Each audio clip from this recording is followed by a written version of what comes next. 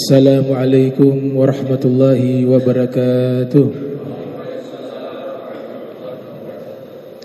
Al-Mukarramun, para imam Masjid Al-Amin yang dimuliakan Allah Ta'ala, wa seluruh hadirin hadirat yang insyaallah dirahmati Allah Subhanahu wa Ta'ala. Ini pertemuan terakhir terkait pembahasan tafsir ya, Suratul Fatihah. Ya, perbandingan tafsiran Kiai Haji Soleh Darat dan Syekh Abdul Rauf Singkil. Nah, sebelum memulai tafsiran dari dua ulama besar Nusantara, kita awali ad-dakhil fil bahth, pengantar atau muqaddimah masih terkait dengan suratul Fatihah. Kita ketahui bahwa suratul Fatihah disebut juga dengan surat Asy-Syifa, surat penyembuh. Ya, tradisi para ulama biasanya menggunakan air, dibacakan doa, ada yang membacakan salawat, ada yang membacakan potongan surat atau ayat di dalam Al-Quran, terlebih khusus suratul Fatihah. Kami dapati di beberapa riwayat hadis ya, secara khusus Rasul mengatakan bahwa suratul Fatihah adalah syifa min kulli da', obat dari segala penyakit. Kami dapati dalam riwayat Al-Imam Al-Baihaqi yang lahir tahun 384 Hijriah, wafat 458 Hijriah. Itu di dalam kitab Syu'abul Iman. Juga kami dapati riwayat ini dari Al-Imam Ad-Darimi yang lahir tahun 181 Hijriah, wafat 255 Hijriah. Di dalam sunannya ya, terkenal Sunan Ad-Darimi. Nah, ini memiliki dua nama.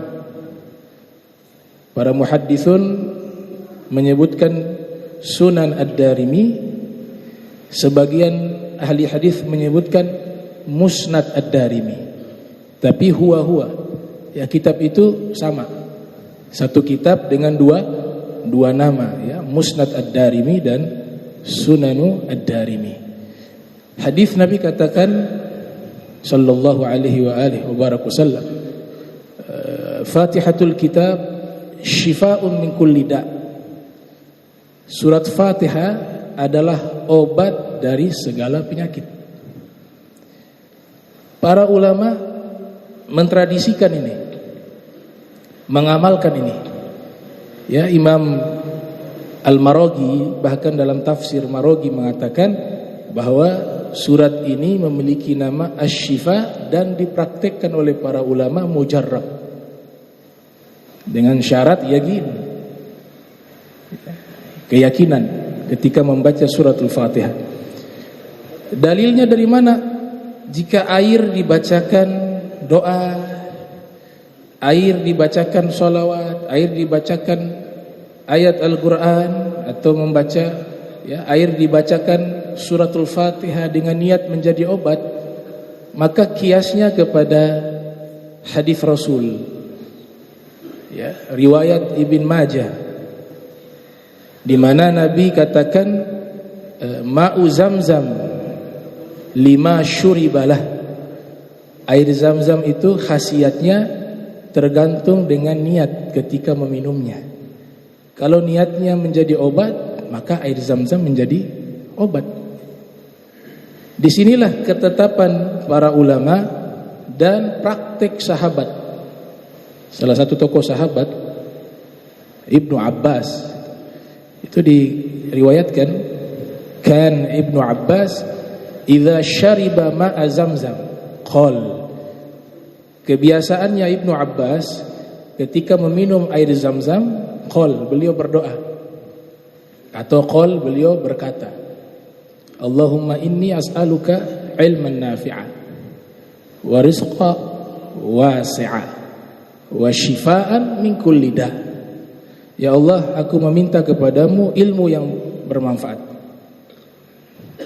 rizki yang luas, dan obat dari segala penyakit. Berarti beliau amalkan itu air, ketika mau minum air Zam-Zam, beliau doa dengan niat sekaligus agar air ini menjadi obat. Jadi praktek ini tidak keluar dari ajaran Islam. Praktek ini amalannya Rasul, amalannya sahabat, amalannya tabi'in, dan amalannya para ulama salafan wa khalafa. Maka ketika diniatkan itu air jadi obat, dikiaskan air Zam-Zam dikiaskan kepada air yang lain. Ya. Kaidah usul fikih mengatakan al-muthbit muqaddam 'ala nafi. Sesuatu yang sudah ditetapkan dalam nas harus didahulukan dibanding menafikan. Maksudnya begini, dalam nas hadis sudah jelas, air Zam-Zam ketika kita niatkan jadi obat, dia menjadi obat. Maka dikiaskan kepada air yang lain juga sama. Selama tidak ada dalil yang menafikan hal itu. Tidak ada dalil yang mengatakan bahwa air selain Zam-Zam tidak bisa jadi obat ketika didoakan. Itu tidak ada. Maka yang didahulukan adalah muthbit, sesuatu yang sudah ditetapkan. Dan dalam kajian para fuqaha disebut dengan al-qiyas. Ya, al-qiyas. Apalagi didukung dengan bukti ilmiah dan sains.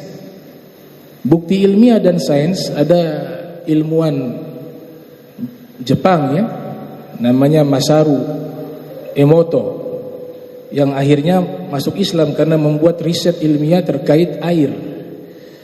Ya, beliau membuat beberapa buku, diantaranya The True Power of Water. Yang lebih spesifik lagi, air menjadi obat. Beliau membuat penelitian bahwa air-air yang kita bacakan, apapun jenis airnya, dengan kalimat-kalimat yang baik, maka akan menjadi kristal yang baik. Terutama air Zam-Zam lebih dahsyat lagi. Itu beliau tuangkan dalam buku The Healing Power of Water, kekuatan pengobatan dari air. Akhirnya masuk Islam. Nah, ini didukung kuat dengan riset ilmiah. Jadi yang Nabi katakan 1000 tahun yang lalu itu bukan omong kosong. Benar-benar air yang kita niatkan menjadi obat lewat doa, apalagi lewat bacaan Al-Quran, apalagi suratul Fatihah, maka dia akan menjadi obat. Itu sudah terbukti secara ilmiah. Ini yang pertama. Makanya kita lihat para ulama, ya, tradisi-tradisi ulama ahli sunnah wal jamaah datang minta air, didoakan. Ya. Ini secara sains sudah terbukti. Dan ini ilmuwan Jepang ini akhirnya masuk Islam sebab meneliti air dan tradisi amalan para ulama.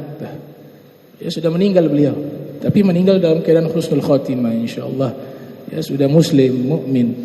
Ya, hidayah yang beliau dapat lewat ilmu itu punya pengaruh lebih besar keimanannya dibanding orang yang turunan. Ya. Yang turunan Islam dengan riset ilmiah yang beliau lakukan, bisa jadi keimanan beliau jauh lebih tinggi daripada kita. Karena pembuktian ilmiah itu terbukti sesuai dengan apa yang dilakukan oleh Nabi Muhammad sallallahu alaihi wa alihi wasallam.